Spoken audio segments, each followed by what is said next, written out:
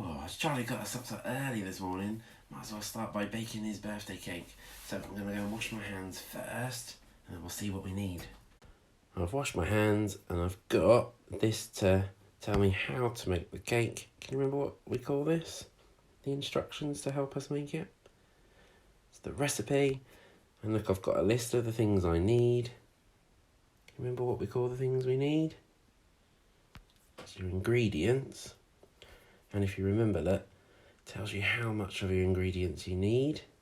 And then over the other side, you've got the method and it tells you how to do it. And it says number 1, let's have a look. I've got to heat the oven to 190 degrees. And I've got to butter 2 sandwich tins and put some non-stick baking paper at the bottom. Right, so let's do that first. So oven on and sort out the baking tins. So that's the oven dial. I'm going to turn it round just before 200. So that's where 190 would be. Look, 150, 160, 170, 180, 190.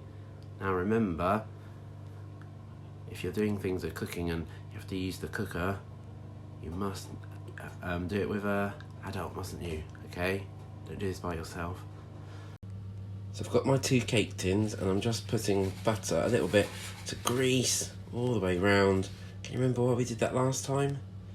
Because it stops, hopefully, the cake from sticking to our tins. It's quite greasy, isn't it? And then we had to line the baking tin, our cake tins, with this baking paper. It's grease-proof paper because, again, that will stop our cake from sticking inside our tin. Should be able to then pull out easily.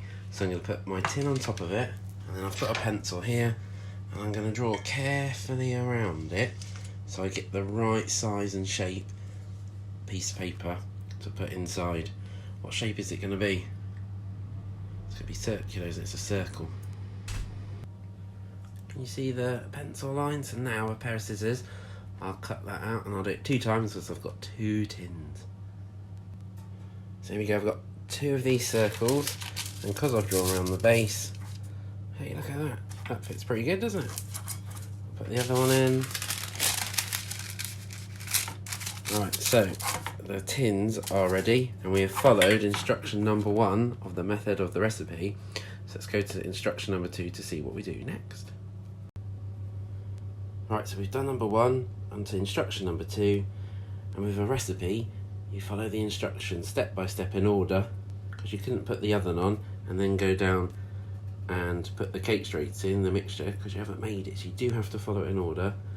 And look, I like this one, then the scones, because it says in a large bowl, beat the sugar, the butter, the eggs, the flour, baking powder and the milk all together at once until we have a smooth, soft batter.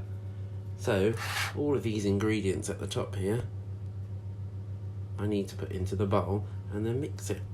So it says 200 grams of sugar, caster sugar, 200 grams of the butter, and 200 grams of flour. So if we do that first, we can remember 200 grams, can't we? So I've got my digital scales again. We're going to weigh it, but put a bowl on first and then turn them on to make sure it's set at 0. Is it on 0? Let's have a look. Yep. Right, so 200 grams, first of all, of this sugar, this caster sugar. So shout when it gets to 200, please, Puffins, if you can see it. Turn the light off, that's better, isn't it? Right, tell me when we get to 200. We're there yet? We're up to, what's that number? 173, we're close. Closer. 194, we're very close. Right, a little bit at a time now. A little bit at a time. Oh, so close. 198. 2 grams to go. Hooray! Those naughty scales. Right, so I've got 201 grams of sugar. Do you remember we say that we measure in grams when we're weighing? I'm going to put my flour in next before the butter, just to let the butter soften a bit, so it's easier to mix in a minute. So set the scale back to 0. And then in the same bowl up, you just pour in 200 grams of flour. Oh, make sure it's on 0. Right, here we go, let's pour the flour in. And then check it, so when we get to 200 grams, just tell me to stop. We got there quickly this time. What we're up to now, 175 grams, 185. Oh, 199. How many grams more to get to 200? 199. One more gram. 200. 201 again. Right, now I've got to put 200 grams of butter in. Can you see that I've chopped the butter up a bit? Because you need the butter to be nice and soft when you mix it. Well, you might have a mixer at home, but I don't. And if I chop it up into the smaller pieces, the heat can get all the way around lots of parts of the butter rather than just one big blob of it. So it start to warm it up, not cool it down, warm it up after it being in the fridge quicker, because it can get to so many parts of the butter rather than being one big block. Right, so we need 200 grams now of butter. So I've emptied that rest of that packet in, and I've got to, what's that number say? 170, don't forget the little g, grams, 170 grams. So to get to 200 grams, I'm just going to count in tens. 180, 190, 200, so that's 3 lots of 10, so I need another 30 grams of butter, so I'm just going to get another packet. That's all in there, but look, 201 again. 201 must be my number of the day, mustn't it? Right, let's have a look what else we need to put in. So the ingredient says 4 eggs, it says beaten, so we need to put those first, so we'll maybe into a jug, and we'll crack 4 eggs, so let's count out my 4 eggs. 1, 2, 3, 4. A runaway egg. So we got 4 eggs. I'm going to crack those and put the egg white and yolks into a measuring jug. So I always crack them into a mug first because I never trust my cracking of the egg and leaving the shell in the egg. Alright, let's have a look. So there's the cracked shell, and there's 1 egg. You see the yolk, the yellow bit, and the egg white. So I'm going to put that into the jug. And I'll need to do that 4 times, won't I? Because I've got 4 eggs. So there they are. You can see the 4 yolks. 1, 2, 3, 4. That one's starting to split already. And then to beat them, I'm going to get a fork. You might have a whisk. And you just want to mix them up and break those egg yolks up. And mix them in with the egg whites. Can you do that? Alright, can you see what it looks like now? It's all mixed together. All the white and the yellow is mixed together to make this nice gooey sticky liquid. So let's pour it in. Oh, there's lots in there now, isn't there? Got 2 more ingredients, haven't we? So let's have a look at the recipe. And it says, if I can find it, there we go. It says 1 teaspoon of baking powder, so that's a small spoon, and 2 tablespoons of milk, which is the bigger spoon. Okay, so milk and baking powder, 2 tablespoons of milk. I'm going to do that first.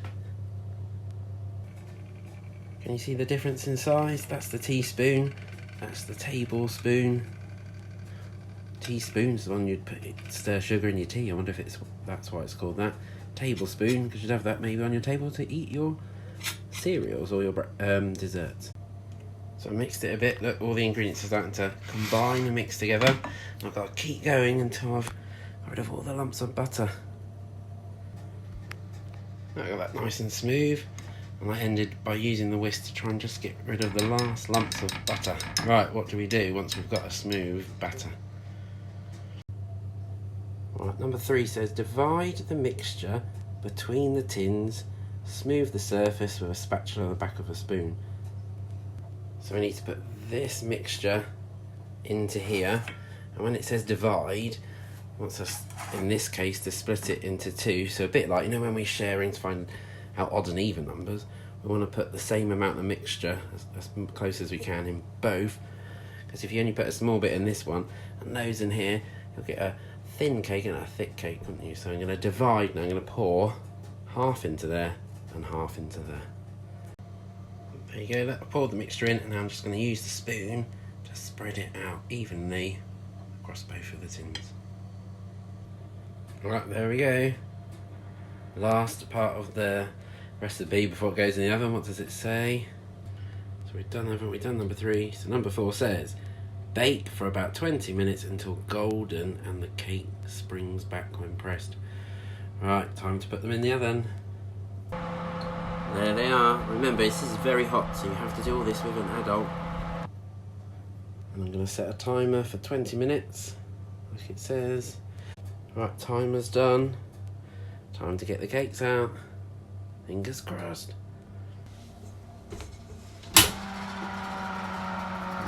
Oh, that don't look too bad.